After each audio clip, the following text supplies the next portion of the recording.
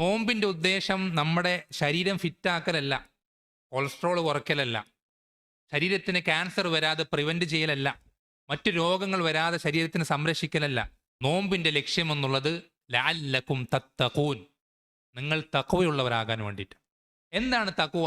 തഖ്വ എന്ന് പറഞ്ഞാൽ ഈ സിമ്പിളായി പറഞ്ഞ രണ്ട് കാര്യങ്ങളാണ്. ഹറാമുകൾ ഒഴിവാക്കണം, വാജിബുകൾ കംപ്ലീറ്റ് ചെയ്യണം. ഇതാണ് തഖ്വ.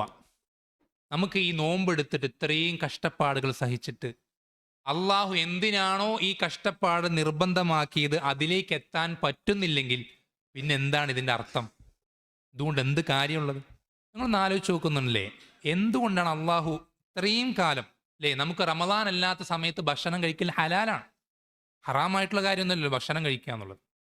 വെള്ളം കുടിക്കുക എന്നുള്ളത് റമദാൻ അല്ലാത്ത സമയത്ത് ഹലാലായിട്ടുള്ള കാര്യം. നമ്മളൊരു കുറച്ച് ആളുകൾ, മുസ്ലിമീങ്ങൾ കുറച്ച് പേർ ഈ റമദാനിൽ ഭക്ഷണം കഴിച്ചത് കൊണ്ടോ വെള്ളം കുടിച്ചത് കൊണ്ടോ ഇവിടുത്തെ ഭക്ഷണം തീർന്നു പോകുന്നില്ല. അതുകൊണ്ടല്ല അള്ളാഹു നോമ്പ് നിർബന്ധമാക്കിയത്.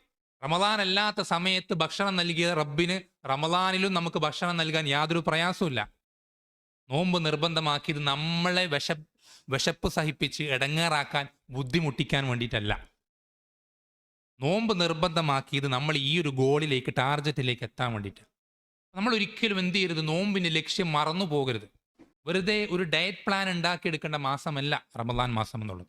ശരീരത്തിൽ കൊളസ്ട്രോളോ മറ്റെന്തെങ്കിലും രോഗങ്ങൾ ഇല്ലാതാക്കേണ്ട മാസമല്ല, മറിച്ച് റമദാനിന് അള്ളാഹു നിശ്ചയിച്ച ലക്ഷ്യം, ടാർഗറ്റ് എന്നുള്ളത് തഖ്വ ഉണ്ടാക്കിയെടുക്കലാണ്.